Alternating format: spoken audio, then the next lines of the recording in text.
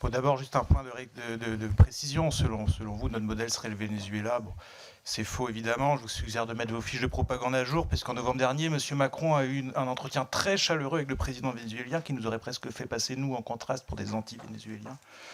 Donc, c'est pas la première fois que des membres du gouvernement ne soutiennent pas ou ne semblent pas soutenir les orientations diplomatiques impulsées par le président. C'est assez étonnant, y compris sur des sujets beaucoup plus importants que celui-là, et il ne faudrait pas que ça affaiblisse la parole de la France. Alors, s'agissant de la politique commerciale, industrielle au niveau français, européen, il y aurait beaucoup à dire, mais dans le temps imparti, je me concentrerai sur un seul exemple.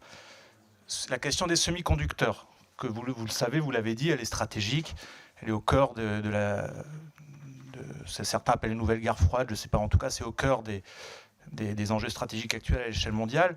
Comme le rappelait récemment l'excellent journal L'Usine Nouvelle, les Pays-Bas ont signé un accord, alors dit secret, avec les USA, un accord qui tranche avec la politique officielle de l'Union européenne. Vous avez parlé, vous, de dérisking. Et la politique officielle de l'Union européenne, elle n'est pas de s'enliser dans la guerre commerciale USA-Chine sur le sujet.